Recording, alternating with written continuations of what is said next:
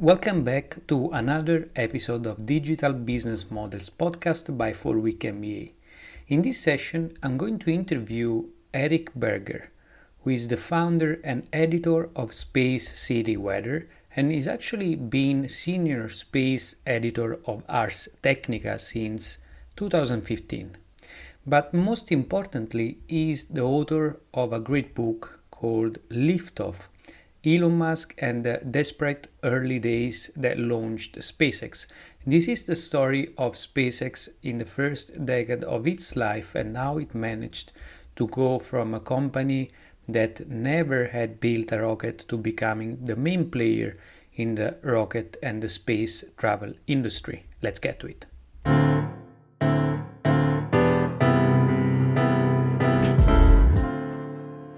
Eric, thanks for joining this conversation. It's a pleasure to have you in this session.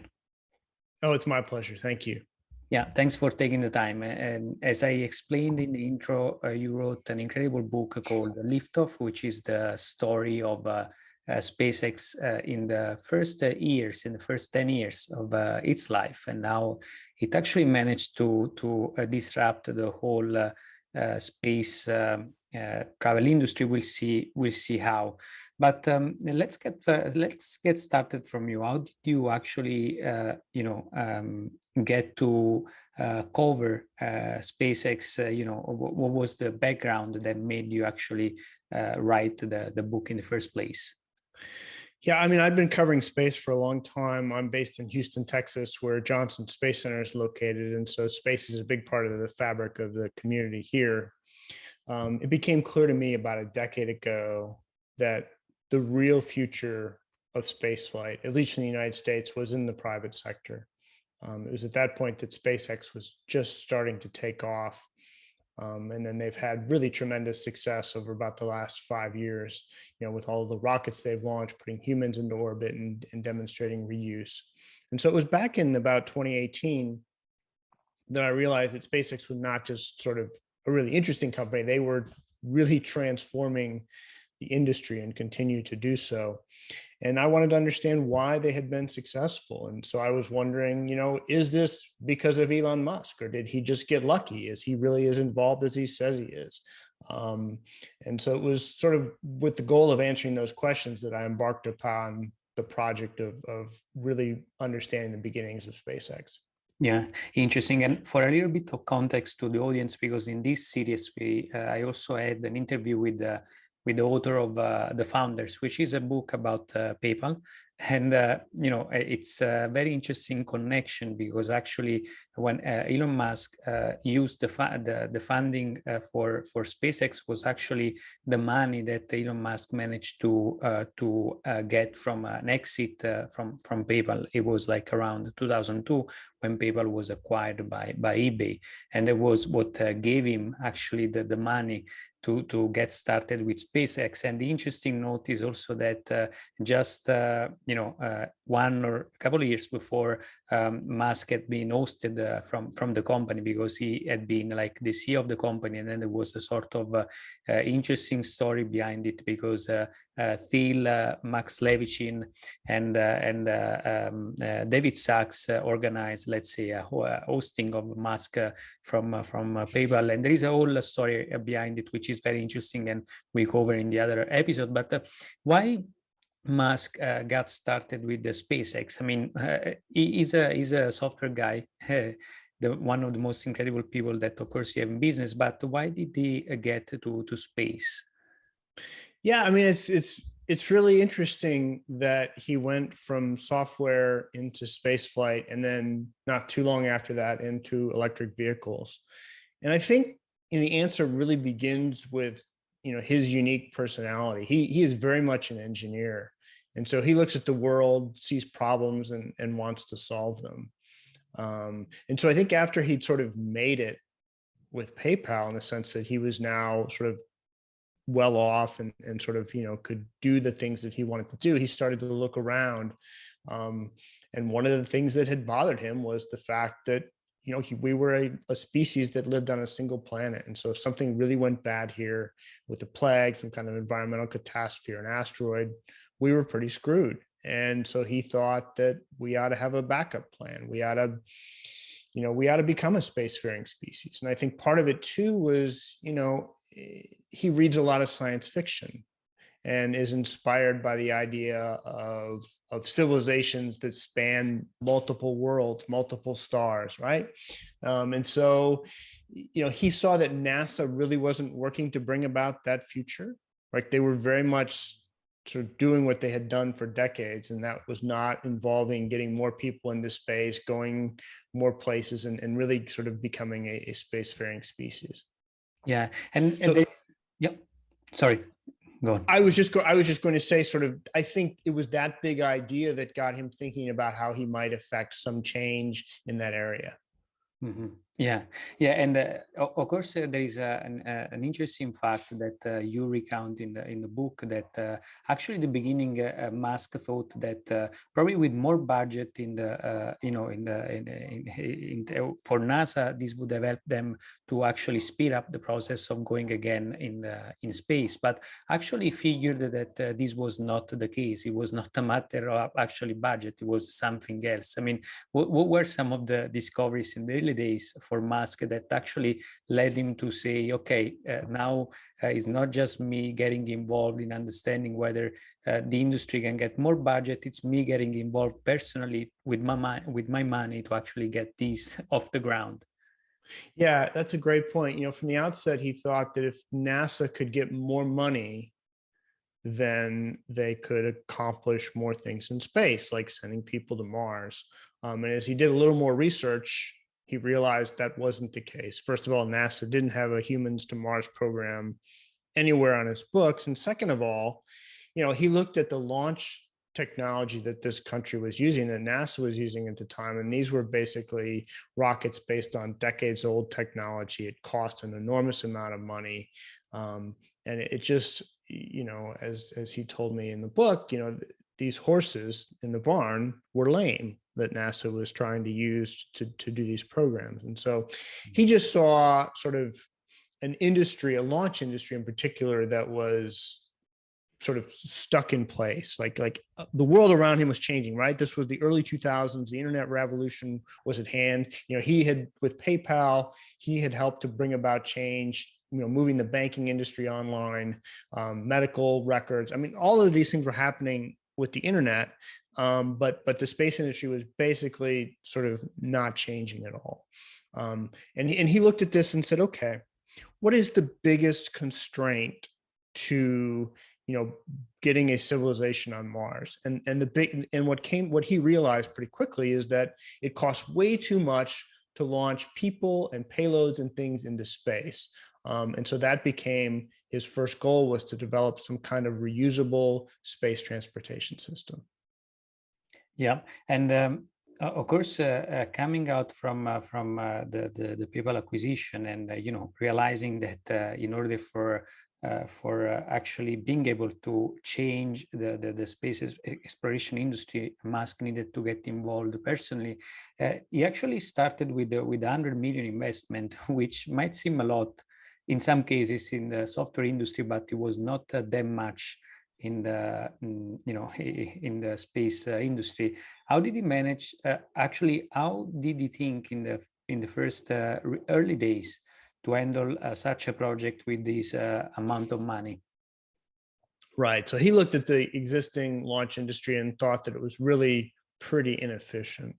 And so he came in with the idea of, how can we do this for the least amount of money possible? And that was kind of the questions he asked his earliest employees. He asked Tom Mueller, if you could build a powerful rocket engine, what's the least amount of money you could do it for?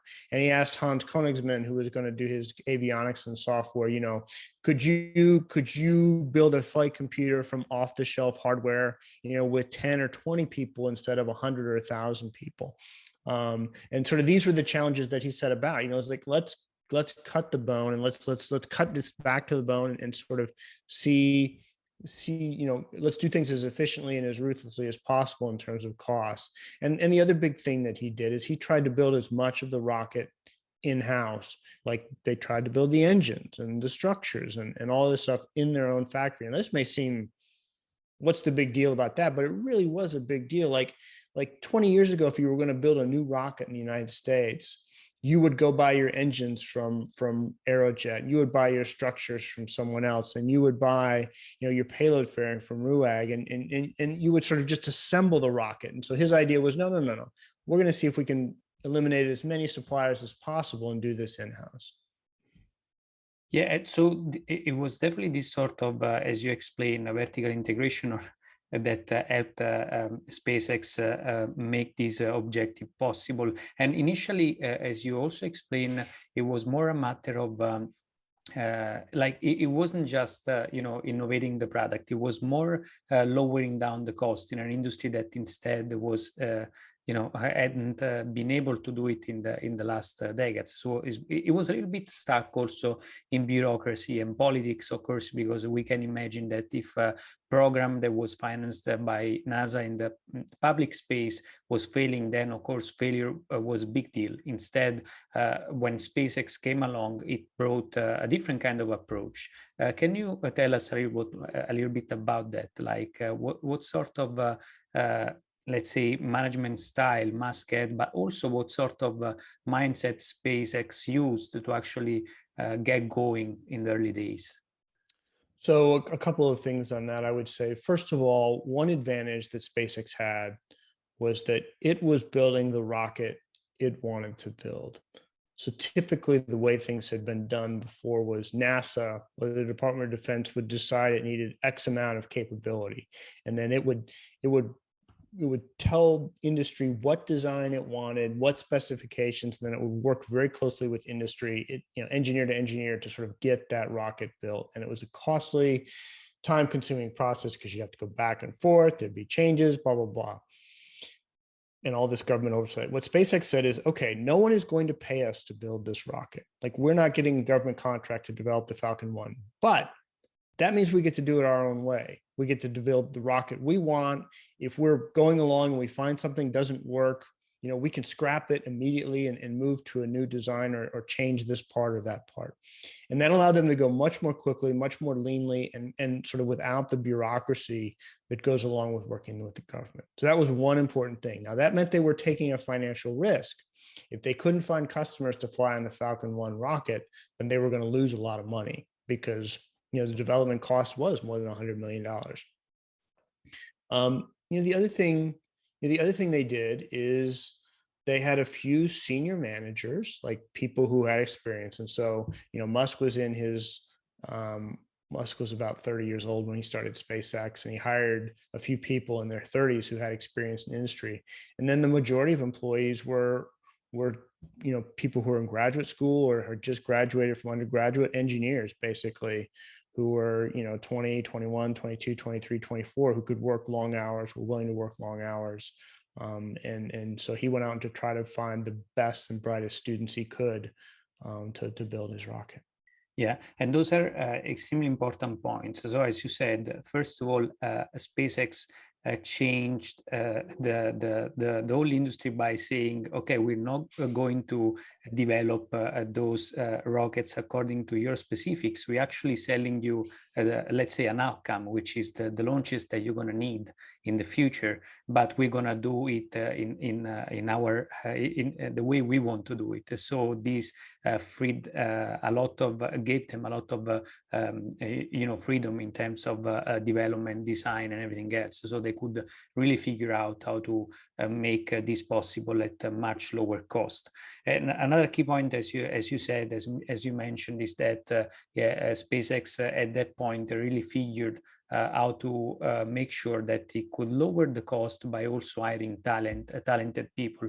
But some of them were young people, of course, but some of them were also experienced people. So how did Musk actually manage to attract people that actually were coming from the industry, but from other established companies?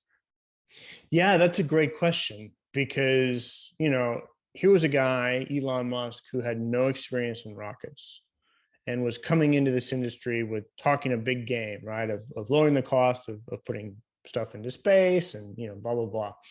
And this had happened before. Like, people with money had come into California and tried this very same thing, and they all had failed.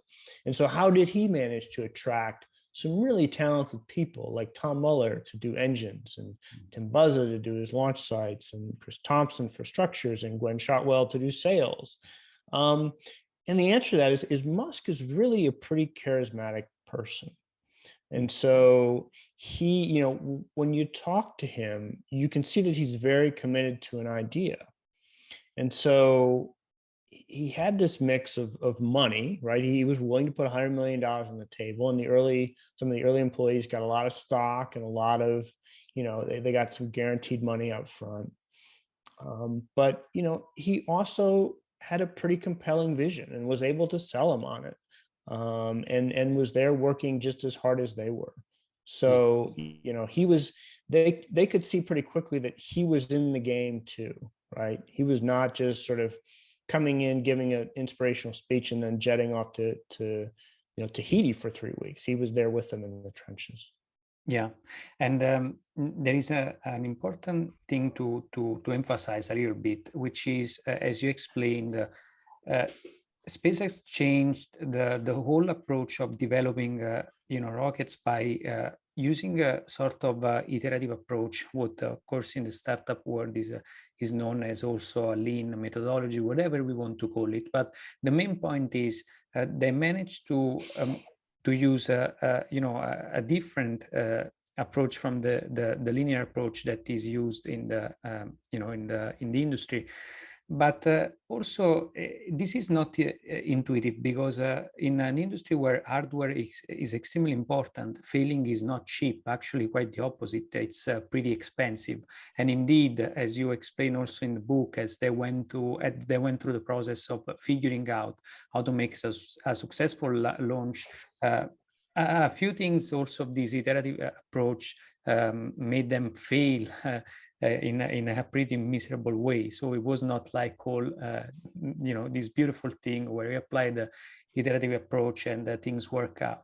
Can you tell us a little more about that? Right. So the way that rockets and spacecraft are typically designed is, some engineers will sit around and come up with a perfect design of the rocket, and then other engineers will review it, and they'll sort of go through this big, long preliminary design review. Mm-hmm. And then they'll go through other designs, and then they'll start building the rocket, right? And they may build a test version first, or they may not. But then they spend years sort of crafting this perfect vehicle. And the archetypal example of this is the Space Launch System, which NASA started awarding contracts on back in 2011, and they've been building this single first SLS rocket since about 2014, and now it may launch later this year finally for the first time. And they've had to go really slow with it, because if they drop it or something and break it, there's not like a second SLS rocket right behind it, right? This is the final design, and it's got to work first because there's only one, and it's going to take 2 or 3 more years to build a second one. Okay, that is quintessential linear design. SpaceX has taken a much more iterative design approach, and that basically means that you build things pretty quickly early on in the design process because you want to test them out. And if they fail, then that's okay, because then you come up with a better design, test it out, and try it again. And so you have to be willing to accept failure. That means components blowing up, rockets not succeeding on the first time out, to get to the final product. But then you typically get there faster, and you get there with a better design because it's sort of been failure tested in a lot of different ways. And that's iterative design. And that's something that SpaceX can do with those privately funded projects, because it's their money. They can get away with it. And if it fails, as long as Elon doesn't get too upset, it's okay, right?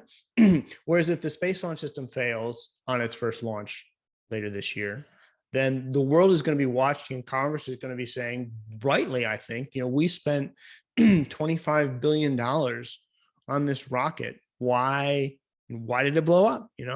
And so that's really the key difference. And you see that frankly with the Starship project. It's like Elon Musk now has all of the money he could hope to have. And so we're seeing like how his optimal design for building a rocket, which is building like 20 Starship prototypes.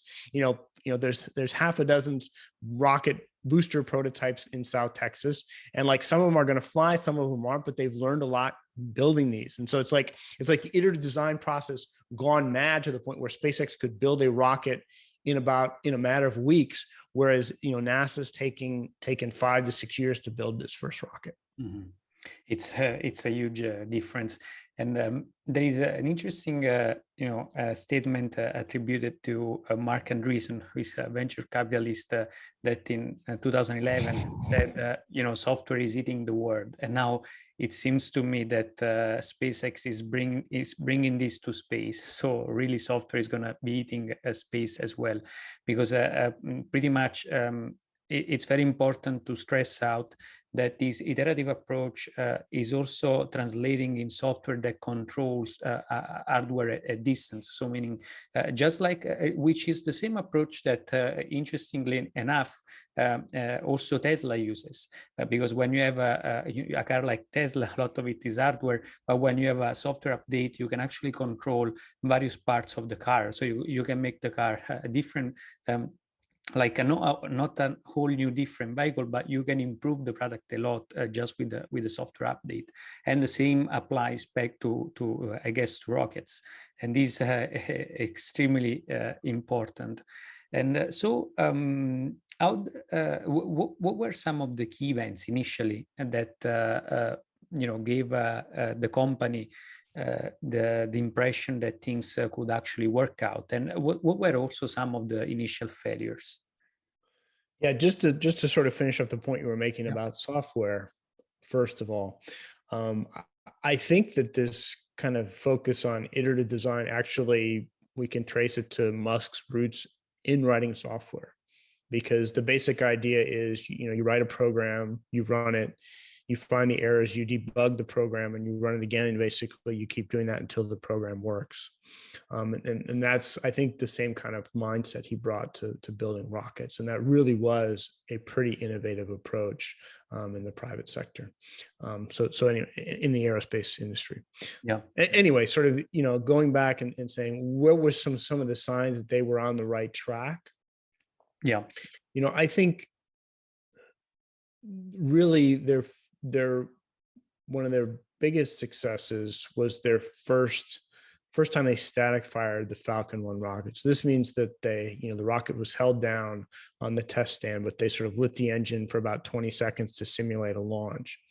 And this was in May of 2005. So just 3 years after the company was founded, and they sort of were on the test site in Vandenberg Air Force Base in California, and they ignited the rocket, and lo and behold, they were ready to launch, or getting there. And that was really a successful moment. And up until that point, I'm not sure that the Air Force officials in California realized how close SpaceX was to being ready, because SpaceX had a green light to launch from there. And then basically after that static fire, the Air Force officials said, "Oh, you can launch, but you've got to wait for this other rocket over here on the next pad over to launch, and that may not be for 6 or 8 months." And so that was one of the reasons why SpaceX ended up not launching California, had to go to Kwajalein in the Pacific Ocean. So that was like a success, and then a setback right after that.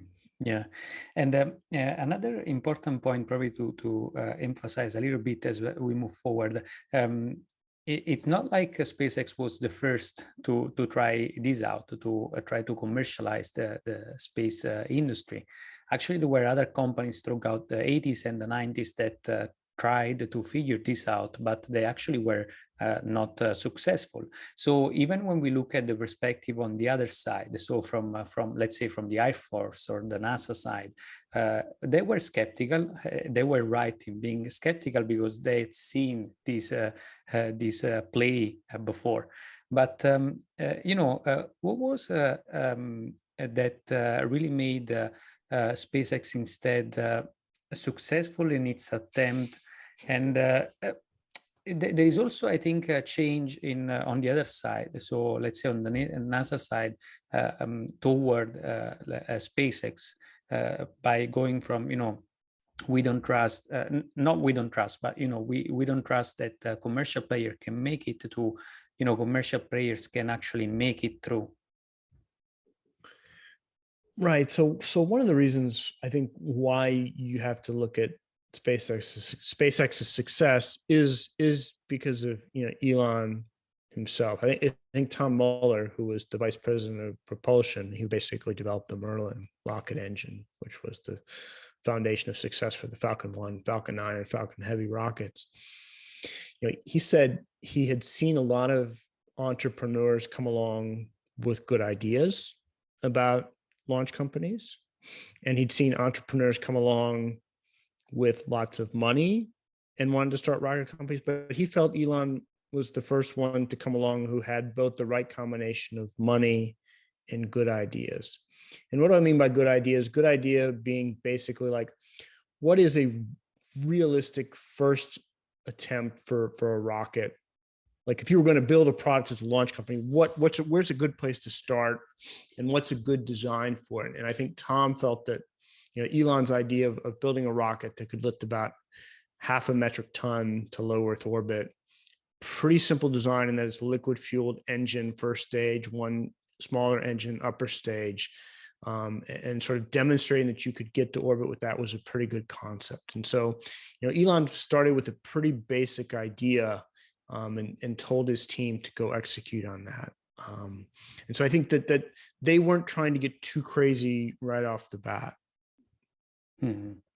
Yeah, I think this is a very important point, because when we hear from stories from Elon Musk, we tend to look at those stories and the fact that he has such a grandiose vision as something that cannot be achieved. But it's very important to highlight that the vision that he has, it's very practical. So it's not like a vision that cannot be, let's say, it's a vision with an objective. So as you explain as well, he wakes up every day trying to understand how you can lower the cost even more, so that in the long term he can reach the target to going to Mars. So it's a grandiose vision, but in the short term there is a lot of practical objective based on objectives, which is extremely important. That's what makes really SpaceX, I think, successful as well.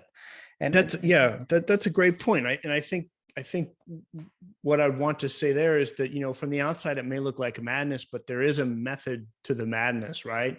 So like the first step, as we talked about, was, okay, you want to be a rocket company, put a rocket in orbit. And so that's what they did with the Falcon 1. And then, okay, you want to be a real rocket company, build a medium lift rocket that can lift, can carry stuff to the International Space Station. That's what the Falcon 9 is. And then you sort of get into Elon's vision, which is, okay, to really go to Mars, we need to make spaceflight a lot cheaper. And that's where the reusability part comes in. And that's why that's where their success with the Falcon 9 rocket, flying at 10, 11 times now, the first stage is impressive, because that is actually delivering on that vision. That was like the next step, right? Okay, Falcon 1, Falcon 9. Okay, now demonstrate reusability with the Falcon 9. Wow, they've demonstrated that. So now the next step is to build a much larger launch system and take all of those lessons you learned from the Falcon 9, put them into Starship, and then that is your actual Mars transportation vehicle. Yeah, and it's this point. It's very important because, again, he has a grandiose vision, but he's an entrepreneur, is very practical. And the same approach has been used also in the for Tesla in the early years. So he had always explained the vision of transitioning the whole world to electric cars. But then when it started, actually, Tesla was targeting a very small niche of a subset of the sports car industry, where Tesla was going to show off how an electric vehicle could actually have great performance. And that's how it started, with a few models to show how the Roadster, so the sports car, could actually be used as a way to showcase the technology and move from there. So it's interesting also to notice that, again, grandiose vision coupled with a lot of entrepreneurship and practical approach on a day-to-day basis. And you mentioned also a very important point, which is the fact that making rockets reusable changed the whole industry and the whole business model of the space industry. Can you tell us a little bit more about that, because I think these are very important. Yeah, I mean, even the idea of landing a rocket on the ground or on a ship, bringing it into the back to the factory, refurbishing it and launching it again. Even in 2015, 2016, that seemed like a really out there idea. Like it seemed something like you would talk about it in a science fiction standpoint, but that you probably wouldn't see a private company doing. And I distinctly remember in like 2017, Elon having a press conference or a press call where he started talking about a flight proven rocket, and basically saying that if you're a person or a customer, you really want to fly on the second, third, or fourth flight of a rocket. You don't really want to be on the first flight. You want to be on a flight proven version. And man, I have to say, at the time, that just sounded like a marketing gimmick. And everyone just kind of laughed at that, like, because no way, whatever, right? He's just trying to make these rockets seem safer than they are. But now, in the last year or two, you've seen the most valuable missions, that this country has. Like the NASA astronauts are now flying on the second and the third, and probably the fourth flights of a Falcon 9 first stage. And the Department of Defense is putting GPS satellites. You have commercial customers flying on the seventh or eighth flight of a Falcon 9 rocket. And so he's really turned it on its head. And shown that, yeah, actually flight proven is a thing. And so the industry has really had to grapple with this. Like there's a very rapidly changing mindset in just the last 2 or 3 years that basically, if the rocket you're designing now is not reusable, you might as well not be building it, because that is so very clearly the future. The companies and the space agencies that aren't building reusable rockets are basically almost being mocked, right? Because it looks anachronistic. And it's continued even with Starship, because with Starship, he's trying to do something that's never been done before, which is build a fully reusable rocket, which means not just the first stage comes back, but the second stage comes back and it all gets reused, flown quickly. And you've seen Relativity is looking to build a fully reusable Terran R vehicle. Blue Origin is going to be trying to make the entirety of its New Glenn rocket reusable. And so this is not just a trend, it's the future now. Yeah, this is a key point, because from being mocked, actually, SpaceX, a few years back, most people didn't think, also in the industry, that making a reusable rocket was possible. Probably made sense, and now this has become a standard. So if you're not doing it, then you're actually being mocked. So this is very interesting.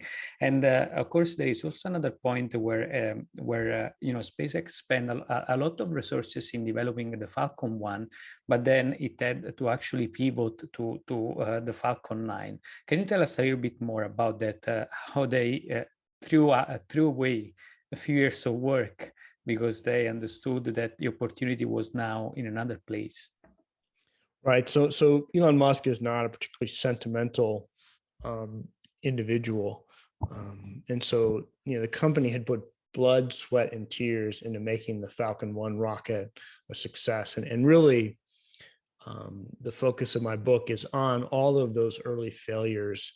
They failed the first 3 launches of the Falcon 1, and really with everything on the line with the 4th launch, they ultimately did succeed, and that set the company up basically, on the glide path that it's been since then.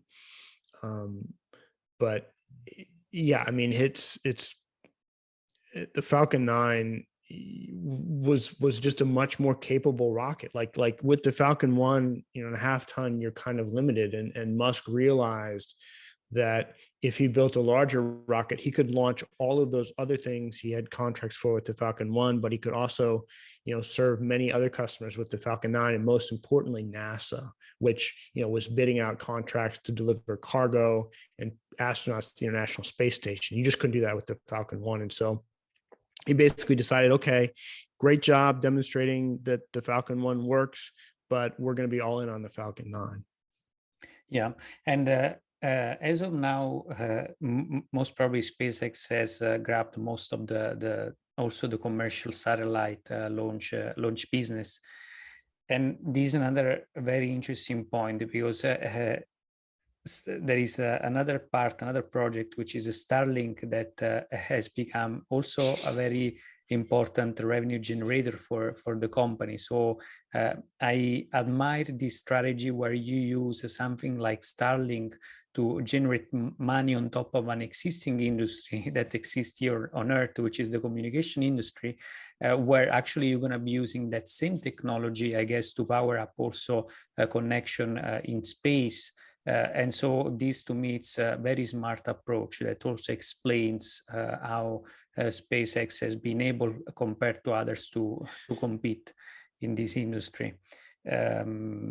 And did it change as a scale? I mean, now SpaceX is a huge company. I guess it's the main player. So did it change over time?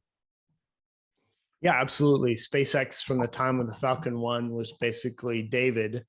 And now in the aerospace industry, it's Goliath in terms of the way it delivers. I want to come back a little bit to the comment you made about Starlink being a smart play. We're going to see if that's the case over the next couple of years, because building a low Earth orbit broadband network is extraordinarily expensive.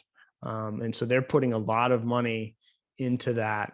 And, time is going to tell whether or not they're ultimately successful with that. They've got a long way to go, and they're putting a lot of capital into that. And so it's a big gamble, but really, Musk's goal legitimately is, developing a program to settle Mars, and the US government isn't going to pay for that. NASA's not going to pay for that. And people aren't going to pay for that. And so it's going to have to come off the revenues from Starlink. Mm-hmm. Yeah, absolutely.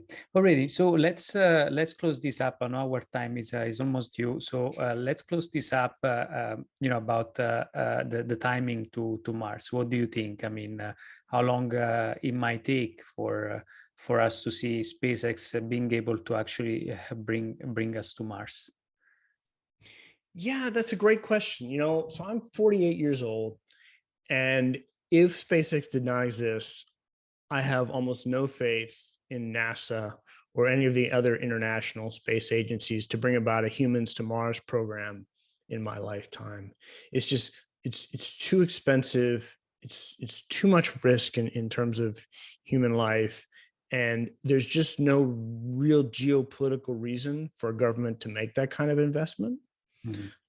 It's just for lots of reasons, it's difficult to see that happening. But now SpaceX comes along, and that's like the raison d'etre, the reason why SpaceX exists is to put humans on Mars.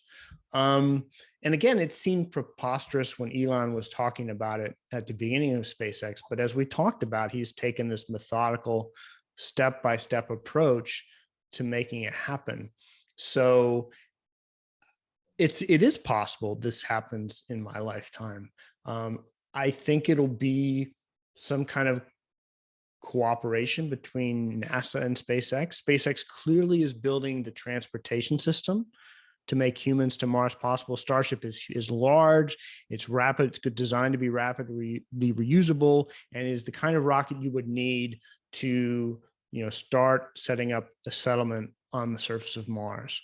And that was the key first step. Like, NASA had done studies of humans to Mars for decades, but until you actually have the transportation system, the rocket and the spacecraft, it's just an academic exercise. Well, SpaceX is taking that first step. And so once they demonstrate Starship, I think then you could see a program with them working with NASA sort of for the first couple of missions to be like professional astronauts to Mars. And then SpaceX getting going with its private missions, where actually they start, developing a settlement on the surface of Mars. And you asked for a timeline. I just can't see that happening this decade. I think if it happens anytime before like 2035, that would be an amazing achievement. So, I'd love to see something happen in the 2030s with humans to Mars. Yeah, and to close this up, how is the competition in the space industry and in the commercial space industry? Is there any competition between SpaceX and Blue Origin, which is the company financed by Bezos, or there is no play between the two? SpaceX definitely has competition, but it has really, in terms of the traditional launch industry, blown past the competition. Now, what I mean by that is, for a long time, United Launch Alliance, which is co-owned by Boeing and Lockheed Martin, the two largest defense contractors in the United States. United Launch Alliance was the competition. Like they were America's dominant launch company. But, last year, SpaceX launched 5 rockets in the month of December. And in all of the year 2021, United Launch Alliance launched 5 rockets. So that tells you about all you need to know about where that competition is today. And frankly, SpaceX is pulling away from United Launch Alliance, especially if and when it gets the Starship vehicle up and running. And so then the question becomes, are there other new space companies that could challenge SpaceX? And you brought up Blue Origin. And I still think, despite sort of some of their stumbles, that Blue Origin does offer the best competition, because Jeff Bezos, has billions of dollars to invest in space and is investing that money and does have a big vision. And they see the New Glenn vehicle, the large rocket they're building, as a viable competitor to Starship. And I've seen enough plans for that rocket. If it does become fully reusable, then it could become, a viable competitor in some sense to Starship. But SpaceX is really about a decade ahead of every other rocket company in the United States right now, or in the world.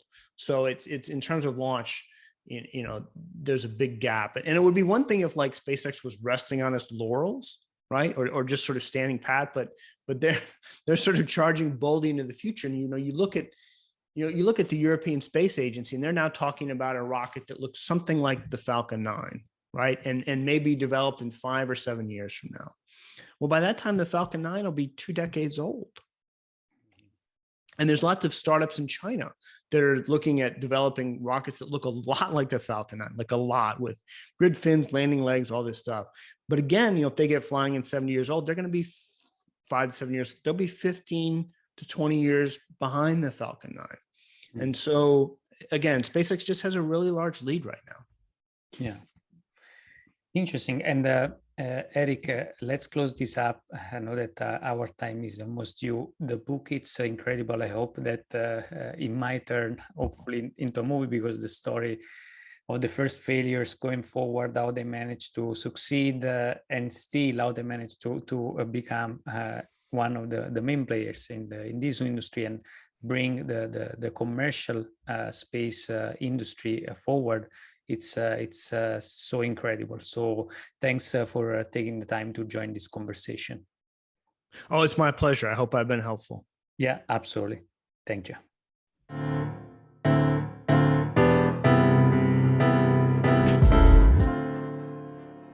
Before we get to the end of the show, let me recap a few of the key points that we touched throughout this conversation. First of all, how Musk actually got to create SpaceX in the first place. Let's remember a little bit of the context back in the early 2000s. As Musk actually was hosted from PayPal around the year 2000, and as he started to develop this vision to make humanity go to Mars. And let's remember, Musk has been always passionate about the space exploration.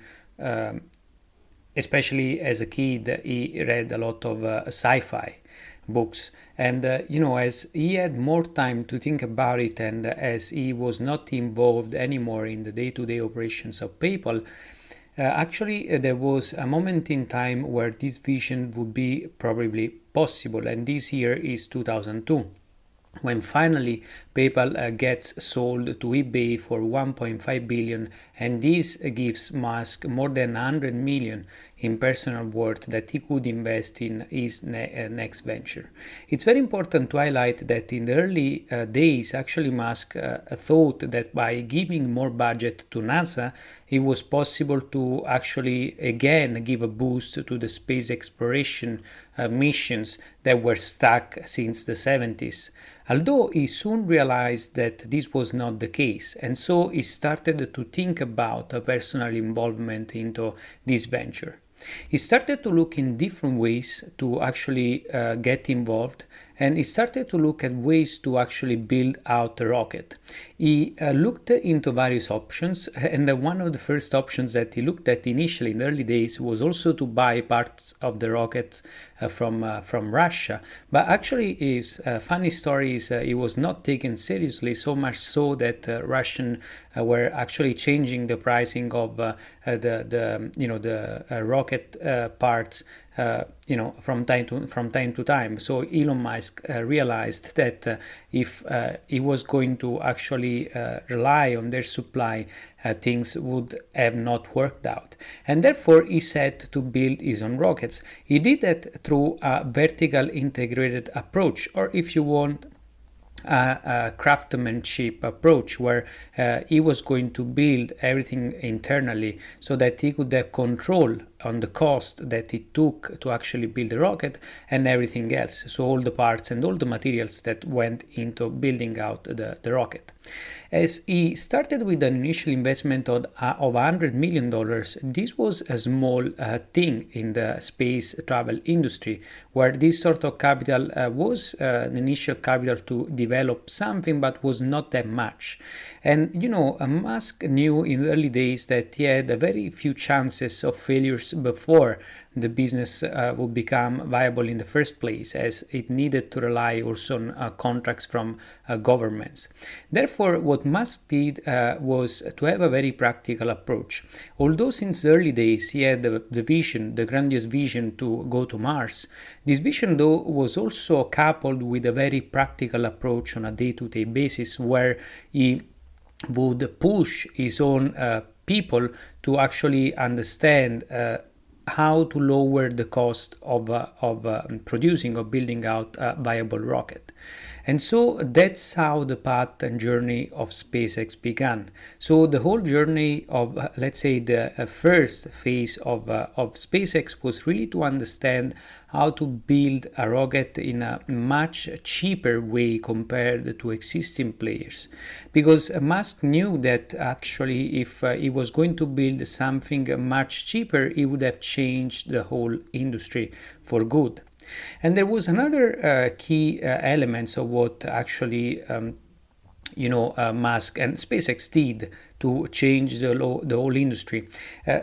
SpaceX understood that in order for it to make the industry more competitive, something that had not been for decades since the industry was stuck in bureaucracy and politics, actually was to sell also to commercial clients, therefore to open up also to the private market.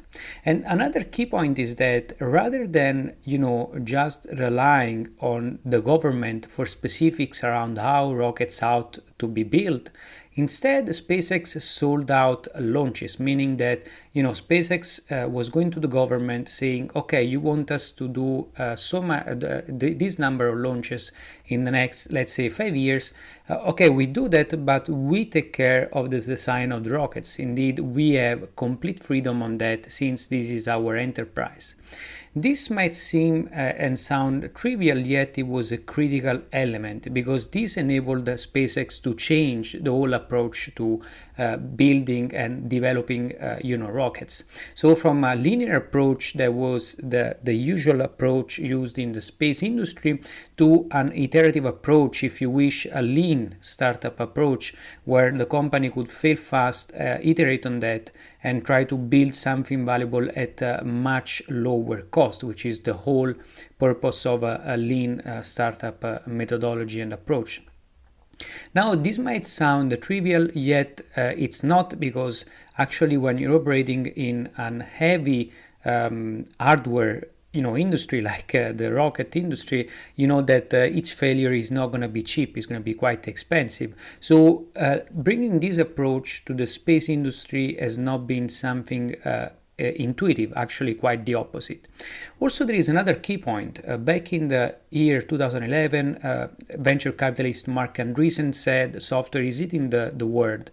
And now I think there is another important point from the 2020 going forward, that SpaceX has become now the dominant player in the space industry. We know that software is also eating space. Why? Well, because while hardware plays a key role, and now the rockets that SpaceX has built over the years have become massive rockets that can travel toward space. It is also true that once you go to space, there is no way for you to control the hardware if not by using software. So similarly to how Tesla actually uses software to upgrade its own hardware, similarly to what you do actually with your iPhone, SpaceX does the same in the space industry. So the key innovation was this software approach to an industry that was stuck since a few decades.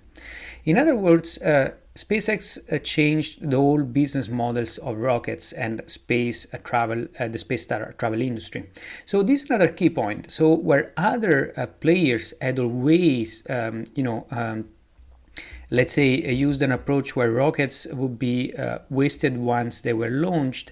Instead, SpaceX, since the early days, had been looking for a way to building reusable rockets, so rockets that could be reused many times over. And while this idea now has become a standard now in 2022, it was actually not a standard initially, and actually SpaceX was mocked for looking into this approach. Yet for Musk this was very important to do, because if you could make a rocket reusable, then you could change the whole industry all of a sudden, because you could lower a lot the cost of each launch, thus making possible actually to expand the commercial market for space travel. And let's remember that this is what SpaceX has done. So SpaceX has opened up the whole market for space travel, not just to government players, but actually it has opened this up to private and commercial players. And while we are still in the early days, because also for commercial players launch it's still expensive, we also going forward to a scenario where space travel might become much cheaper. And the more those rockets are reusable, the more it's going to be cheaper to do that. As a great example of Musk does often is imagine if you were to throw away the engine of your car each time that you were to drive a car. Imagine how much expensive would be your car today. So what makes your car today not that expensive is the fact that actually the engine is used over and over again for a long period of time. There is another key point from this story. SpaceX had actually spent years in developing the Falcon 1, which was her first attempt to make sure that it could build a viable rocket. And then it suddenly, after 6 years of development, pivoted to the Falcon 9. As SpaceX understood that this was the space where it needed to be and where it secured, the contracts to actually keep going forward, that's where SpaceX focused. And that's also what gave SpaceX the ability to build a wider larger and larger rockets. It's very important to highlight now that SpaceX is a giant in the space travel industry. It's one of the main, if not the main player. It grabbed actually 2/3 of the commercial satellite launch business. And in the meantime, it launched another, what we can consider for now, a side, project, which is a Starlink that sends out, satellites in space for internet connection. that is tapping actually into the communication industry, and it's a multi-million per month revenue stream. Indeed, just on February 14th, 2022, Elon Musk tweeted that over 250,000 Starlink user terminals are around. And this is an extremely important point, because Starlink is going to be important also for space travel communication. So again, another key point, this is not, this is another huge bet that SpaceX placed, as also Eric helped us understand. So it was not cheap to build, to actually develop a project like Starlink. It was a huge bet, but it seems that for now, this huge bet is starting to pay off, generating a multi-million per month revenue stream for the company, on top of an existing market, which is the communication industry. Now, going forward, it seems that there is not much game for now between SpaceX and other players like Blue Origin, which is the company owned by Jeff Bezos. Although we can argue that over time other players will be able to keep up with the pace of SpaceX, for now there is no game. And actually, Eric Berger helped us understand that the real competition might come from actually China. And the real question here is whether we're going to be able to get to Mars in our lifetime. And we know that for a fact Musk is going to push through that and to that as he's going to be still alive. So we can imagine in the next like 20 years he's going to attempt to do it. But whether or not he's going to make it, actually it's very interesting how we changed the whole paradigm in one generation. So how we thought it was impossible to do something like that, to how we think now it's actually possible again.